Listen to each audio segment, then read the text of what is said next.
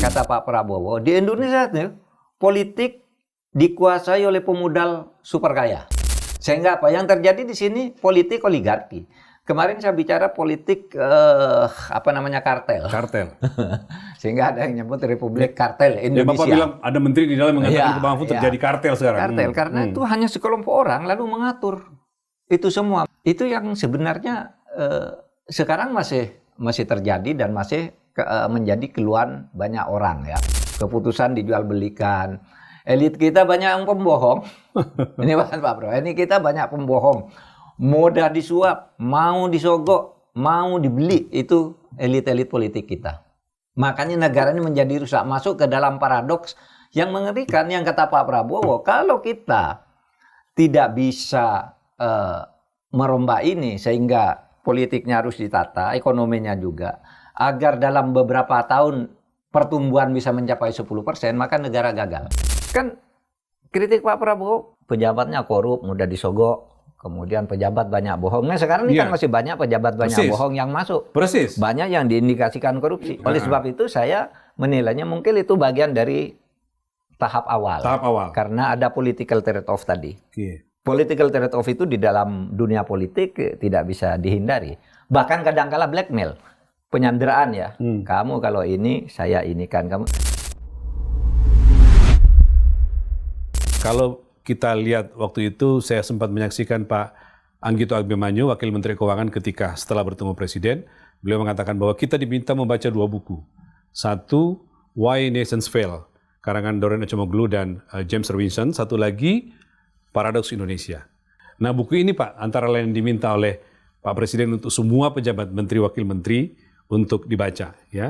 Selain Why Nations Fail, ini Paradoks Indonesia atau Paradoks di mata Pak Prabowo.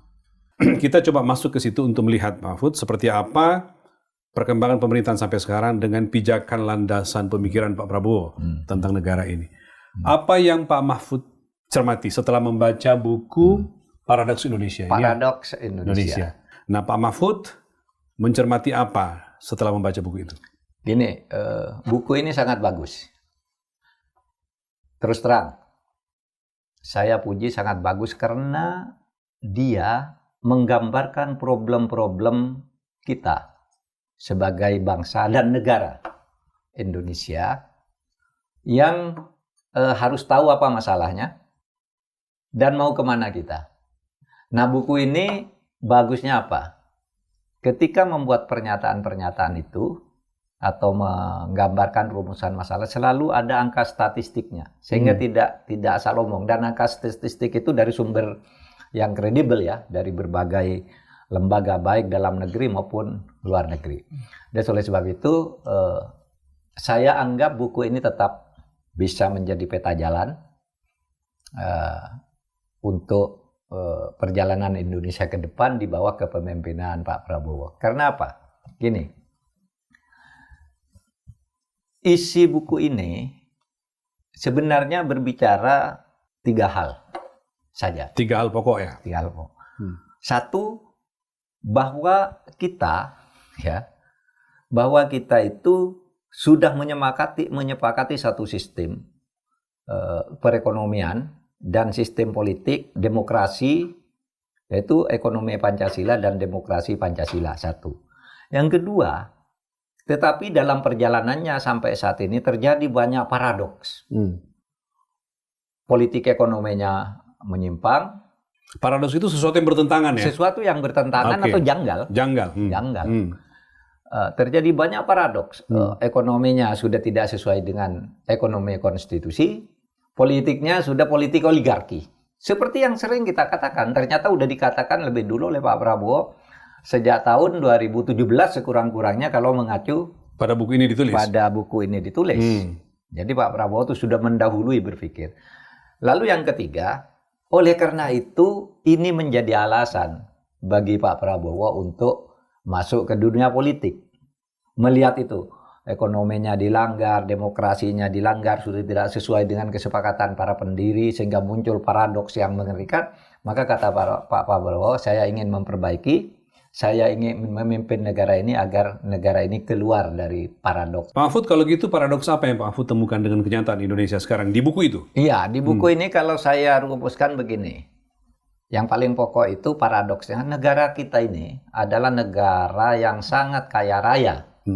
Sumber daya alamnya luar biasa. Kita punya apa saja. Ya, segelas jenis tambang kita punya, kekayaan laut luar biasa, kaya raya. Tetapi rakyat kita miskin. Ya, negara kaya, rakyat miskin, kan gitu. Ini paradoks. Kenapa ini terjadi?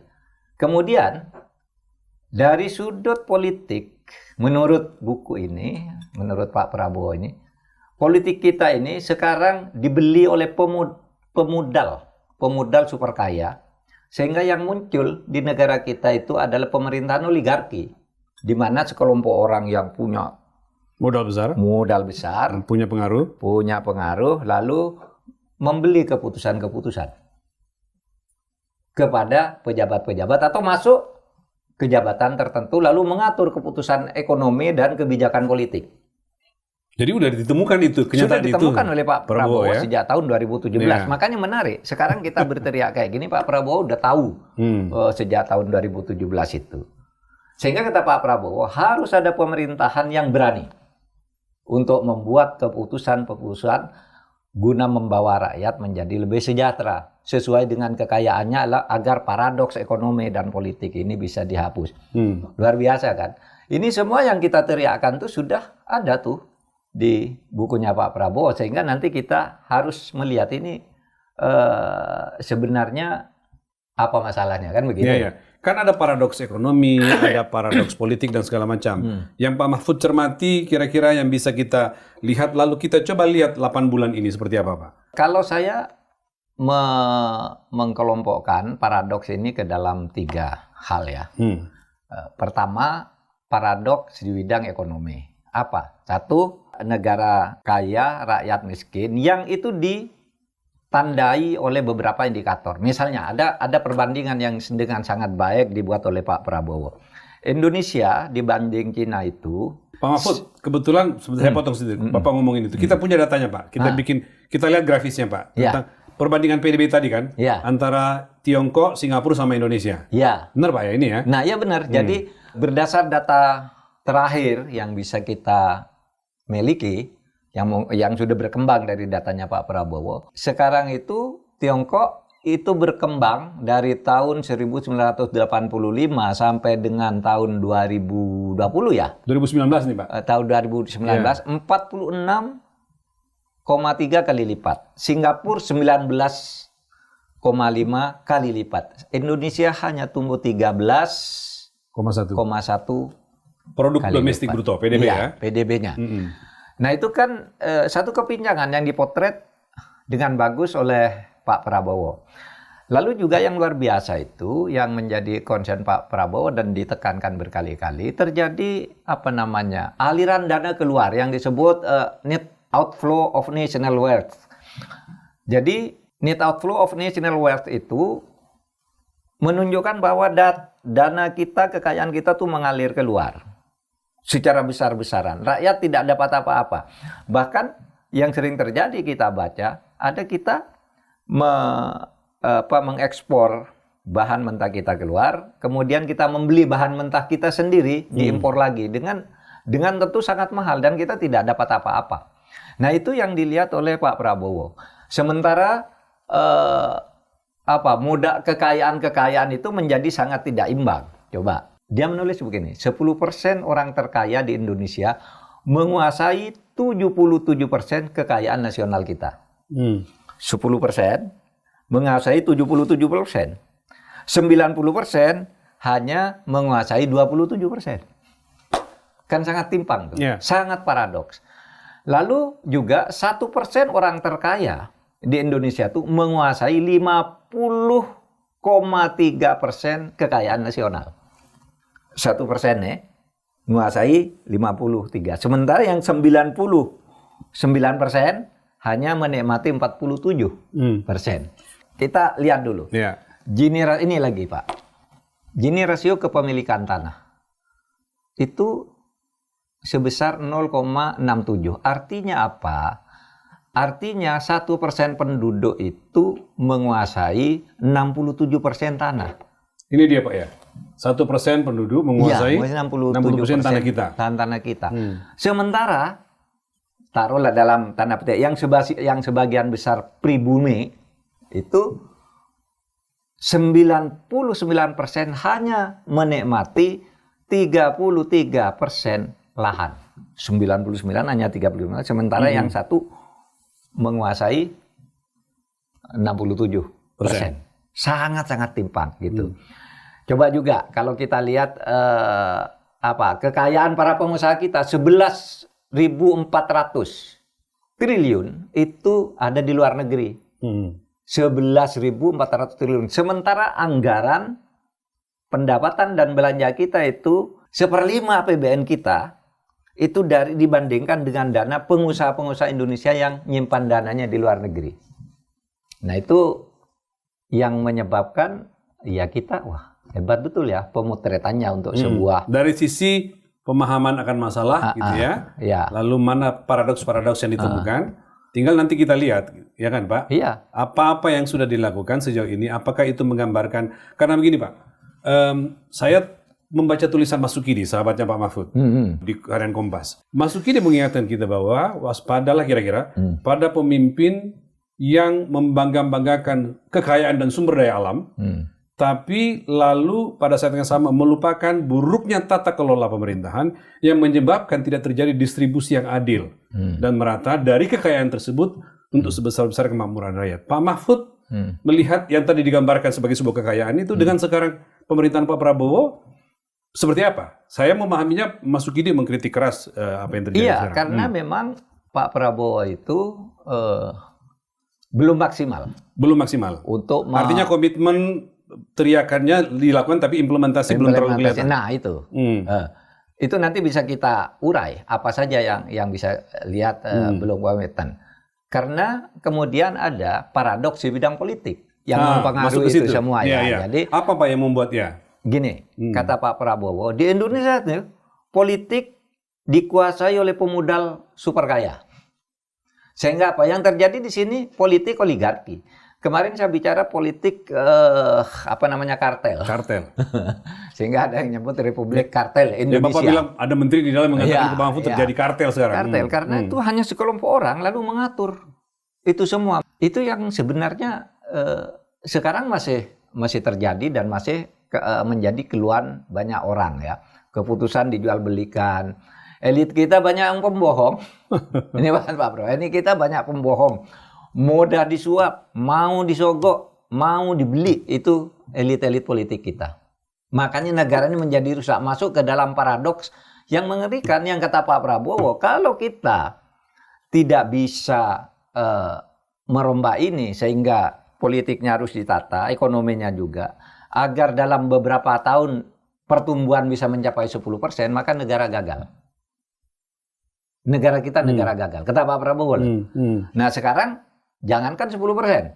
Sekarang yang terakhir 4,78%. 4,78%. Gimana mau tumbuh 10% kalau tidak ada langkah-langkah yang signifikan?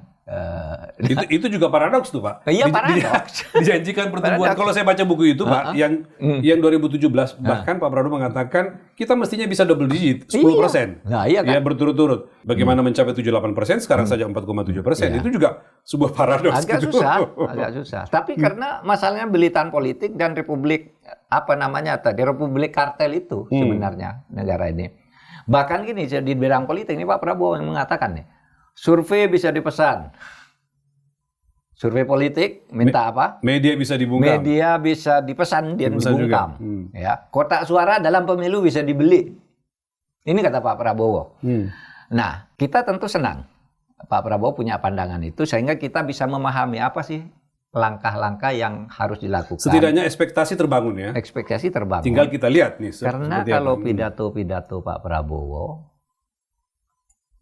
itu masih menggambarkan ini. Iya, kan orang jadi mengatakan still campaigning Pak, masih kelihatan mengulang-ulang ini. Kapan berhenti kampanyenya kan kira-kira gitu. Ya mari kita tunggu karena mungkin kita punya permakluman kenapa itu harus terjadi. saya ingin menambahkan satu paradoks ya. Ada paradoks politik, paradoks ekonomi, ada paradoks ikutan yang dikatakan oleh Pak Prabowo, tetapi belum ada di buku ini secara eksplisit. Tapi dalam berbagai kesempatan pidato Prabowo dan saya lihat jejak digital itu, misalnya di Indonesia ini pemerintahnya pemerintahan kleptokrasi, pemerintahan maling. Itu Pak Prabowo berkali-kali mengatakan itu. Sampai di depan para ulama di Jawa Barat tuh dan di Jawa Timur dia mengatakan, maukah Anda tetap dipimpin oleh pemerintahan maling gitu. Itu artinya menggambarkan sebenarnya itu paradoks hukum dong, Pak ya? Iya. Pemerintahan maling itu artinya negara hukum tapi kemudian di sini maling gitu kan bertentangan. Oleh sebab itu lalu saya menambahkan identifikasi secara keilmuan. Oh, ini yang dikatakan oleh Pak Prabowo itu sebenarnya kan kalau dilihat dari ilmu hukum, itu yang disebut autocratic legalism. Di mana fenomena hukum itu sekarang dibuat secara sepihak oleh penguasa yang berkong kali kong dengan pengusaha super kaya. Anda ingin ada hukum yang menguntungkan mereka, dibuatkan hukum. Agar ada aturan yang memberi peluang pada mereka mengambil keuntungan secara sepihak. Ini penguasa dan pengusaha yang tadi menjadi oligarki itu. Kalau hukumnya sudah ada tapi tidak cocok, hukumnya yang diganti secara diam-diam atau secara tidak terbuka. Sehingga apa yang disebut meaningful participation, masyarakat berpartisipasi dalam pembuatan hukum tidak ada lagi. Hukum itu dibuat aja secara sepihak, lalu pura-pura konsultasi. Yang diminta konsultasi itu orang yang sudah diatur. Kamu ngomong gini. Ini autocratic legalism. Lalu yang ketiga, kalau tidak bisa dengan cara ke satu, kedua, diuji ke lembaga yudikatif agar aturan itu diubah. Lalu diadakan operasi-operasi politik agar pengadilan ikut. Dan seperti kita tahu, mafia peradilan itu muncul karena kebutuhan para hakim atas 1, karir, 2, imbalan, 3, keselamatan. Saya ingin mengatakan bahwa paparan Pak Mahfud ini yang disampaikan barusan mungkin menggambarkan kenyataan periode-periode akhir pemerintahan Pak Jokowi kan Pak. Lalu kita ingin lihat sekarang kira-kira tuh kecenderungan itu masih berlangsung atau bagaimana? Sekarang kecenderungan masih berlangsung. Masih berlangsung. Ya, kita melihat produk-produk hukum itu masih sepihak. Makanya di era akhir Pak Jokowi itu istilah autocratic legalism itu belum banyak dibahas di kampus-kampus. Tapi sekarang makin banyak, makin sering dibahas orang ya, karena orang sudah sadar dengan gitu ya. Kok masih ada kayak gini gitu kan? Ini secara keilmuan. Nah, oleh sebab itu mari kita lihat apa yang harus dilakukan. Yang harus dilakukan itu kembali dulu ke konsep Pak Prabowo. Apa dia melakukan ini apa enggak sekarang? Kata Pak Prabowo, mari hentikan net outflow of national wealth. Kekayaan kita keluar negeri. Kita bisa olah sendiri. Maka mungkin hilirisasi itu satu kebijakan yang tepat ya. Kemudian Pak Prabowo itu menyebut state capitalism seperti yang dilakukan oleh LRC ya. Sehingga LRC itu bagus. BUMN-nya tuh diambil semua oleh negara. Sehingga semua kekayaan negara yang dikelola oleh BUMN itu harus dibawa kontrol yang ketat oleh negara. Lingkungan tidak tercemari, kekayaannya terus dikelola secara berkelanjutan. Tetapi, kata Pak Prabowo, meskipun ini terkesan, kita melarang penyerahan pengelolaan sumber daya alam itu kepada pasar bebas. Tapi kata Pak Prabowo, saya kata Pak Prabowo tidak anti pasar bebas. Oke. Ya, karena bebas, kritik terhadap state capitalism itu kan biasanya Pak mengeruk sebanyak-banyaknya, lingkungan jadi diabaikan. Tapi Pak Prabowo mengatakan bahwa saya tidak anti pasar bebas, tetapi harus ada persaingan yang fair. Nah, fairness dan campur tangan negara itu yang kemudian menjamin kelestarian lingkungan, kemudian keberlanjutan sumber daya alam, tidak ada eksploitasi besar-besaran gitu. Lalu kata Pak Prabowo juga yang harus dilakukan lagi bongkar sistem politik oligarki. Nah, ini menarik. Iya kan? Itu ada di buku ini. Ini menarik. Kita bangun demokrasi sesuai dengan konstitusi. Karena itu semua kesimpulannya kembali ke atas. Kata Pak Kalau Bapak, kita mau menerjemahkan Pak bongkar sistem oligarki, saya ingin coba melihat Pak program-program yang dilakukan oleh Pak Prabowo ya, mencoba misalnya masuk ke pemberantasan korupsi. Apakah misalnya Pak Mahfud melihat bahwa misalnya ya keputusan Presiden untuk membentuk Satgas Penertiban Hukum itu, lalu para oligark enten yang menguasai itu jadi sekarang udah mulai dibersihkan, itu masuk kategori itu gak kira-kira gitu Pak? mungkin masuk kategori itu. Meskipun nanti harus kita maklumi hambatan-hambatannya. Jadi yang dilakukan sekarang itu memang tidak mudah. Pak Prabowo itu sudah mulai melakukan, tetapi memang tidak mudah karena masalahnya sudah begitu buruk. Sudah lama dan buruk berakar 40 tahun terakhir. Kalau buku ini 2017, ini kan gambaran sampai tahun 2017. Meskipun saya ingat waktu Bapak menjadi Menko Polhukam, Bapak sudah mengingatkan bahwa ini sudah terjadi gitu ya. Iya, sudah terjadi. Gitu. Penguasaan yang besar-besaran lahan itu. Sehingga dia tidak mudah. Sehingga saya melihat atau kita melihat statement Pak Prabowo itu kayaknya masih konsisten, tetap bagus. Tetapi implementasinya di lapangan masih ada kendala-kendala yang mungkin nanti kita analisis kenapa terjadi. Apa yang dilakukan misalnya, kasus-kasus besar sekarang dibongkar, ya kan? Pertamina, Nikel, Raja Ampat, apalagi pokoknya banyak lah kasus korupsi Syaraf dan sebagainya. Kantor-kantor pemerintah sekarang juga udah diperiksa. Jadi korupsi yang terjadi di era sebelumnya itu sekarang mulai dibongkar.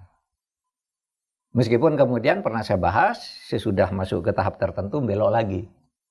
Nah itu ada hambatannya tentunya. Itu implementasi di tingkat ini ya? Implementasi itu memang tidak mudah. Dan sekarang kita belum melihat ada gejala orang berani melakukan korupsi baru. Di era pemerintahan 8 bulan pemerintahan Prabowo ini. Jadi cukup efektif gertakannya itu. Sehingga korupsi baru kayaknya tidak ada. Ini yang dibongkar semua bukan korupsi sekarang nih. Yang udah lama-lama ini sekarang masih menjadi penyakit, dibongkar. Jadi kita teringat dengan ini negara maling sehingga Pak Prabowo sekarang udah mulai membalikkan itu. Sudah mulai membikin takut para ini. Membikin takut. Sekarang dibongkar-bongkar semua. Meskipun dalam banyak kasus masih berhenti, tapi dalam banyak kasus yang diputuskan oleh pengadilan juga lumayan gitu ya.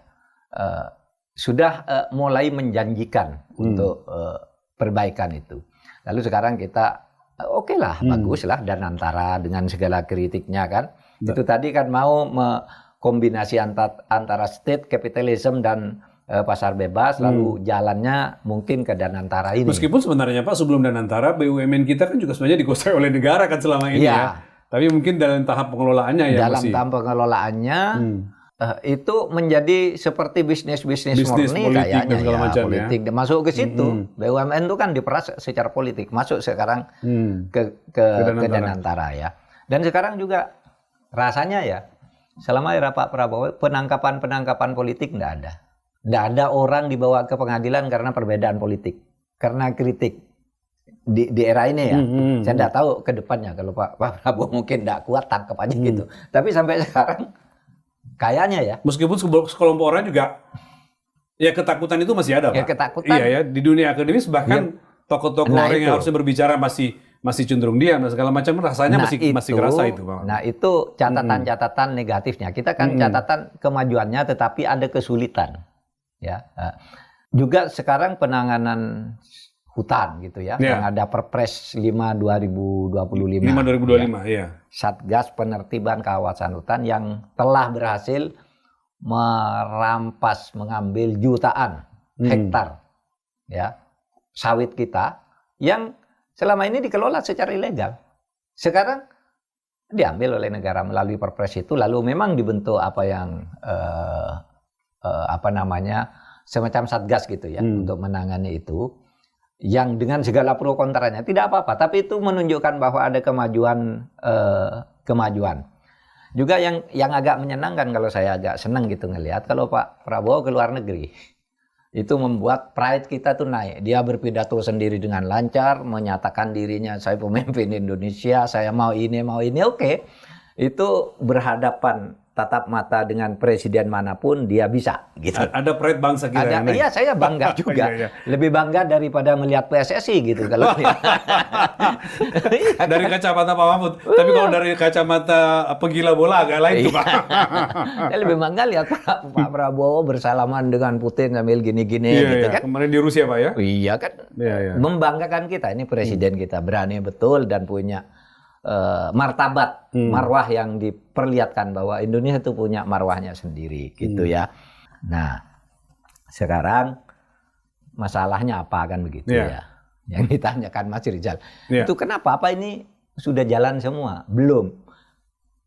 Tetapi langkah-langkah awalnya sudah cukup. Sudah menunjukkan bahwa akan ke sana. Mungkin Pak Prabowo itu memenggal periode ya.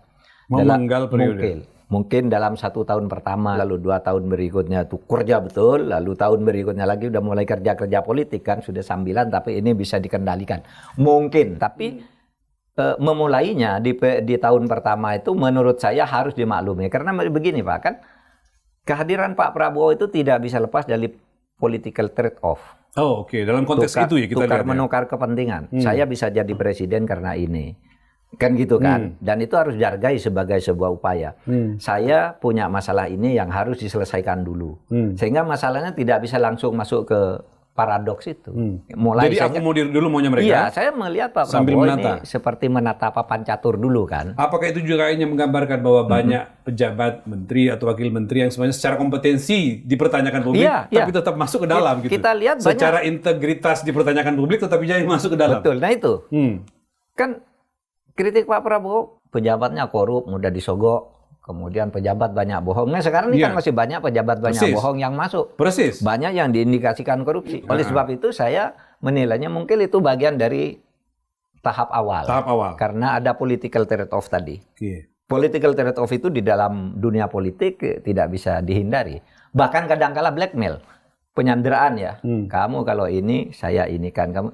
Itu ditata dulu menurut saya. Sampai kapan menurut Pak Mahfud itu batasnya mengakomodasi Pak? Apakah harus 9 bulan, 1 tahun atau berapa supaya berikutnya Pak Prabowo bisa gas Kalau gitu? saya sendiri itu secepatnya aja karena politik kalau sudah ada kekuasaan siapapun tidak bisa nyandera dia sebenarnya. Tapi Pak Prabowo mungkin memilih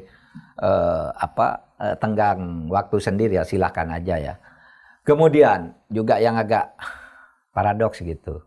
Pejabat harus mundur kalau tidak becus. Pejabat korup harus mundur sebelum dipecat. Nah ya orang tidak bakal mundur. Akan ketahuan kalau dia tidak becus. Kan gitu. Setelah diancam baru mundur gitu ya. Wah ketahuan loh. Mundur berarti saya tidak becus. Berarti saya korupsi. Menurut saya langsung pecat aja dia presiden kan. Tapi oke, itu pertimbangan Pak Prabowo. Sehingga saya ingin mengatakan di sini. Semua itu ya bisa dimaklumi dulu ya. Sebagai langkah 8 bulan. Kalau gitu Mahfud, apa yang menjadi catatan kalau misalnya ada yang kurang lah atau ada sedikit negatifnya dari buku ini yang tidak tercantum itu apa?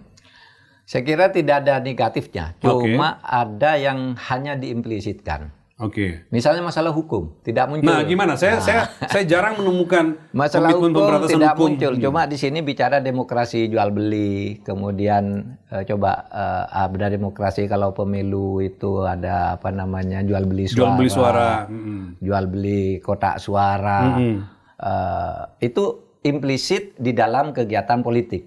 Tetapi secara hukum ini tidak bicara soal apa akibat atau apa penyebab ini sehingga lancar dan apa akibatnya bagi kehidupan kita berbangsa dan negara di dalam berhukum.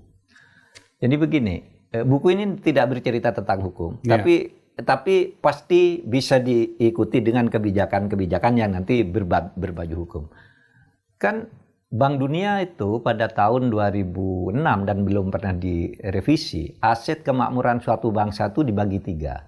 Satu, aset yang berupa sumber daya alam dan modal, tangible. Lalu aset yang kedua, penegakan hukum, kepatuhan kepada hukum. Lalu aset yang ketiga, aset yang lain-lain, berupa kelembagaan, pengorganisasian, dan tata kelola, dan macam-macam gitu. Itu 44, jadi 43. Jadi hukum 44 tetapi tidak mendapat perhatian padahal ekonomi di padahal itu elemen terbesarnya justru menurut Bank Dunia itu adalah Kepatuhan pada menurut hukum ya. kepatuhan pada hukum. Nah, itu yang tidak ada di buku ini. Bagaimana peta jalan membangun hukum. Makanya saya tadi sebut munculnya semua korupsi politik, korupsi ekonomi dan sebagainya itu kan kemudian melahirkan pola berhukum yang autokratik legalism. Kan itu yang sering saya katakan yang sekarang banyak di kampus-kampus itu dibahas.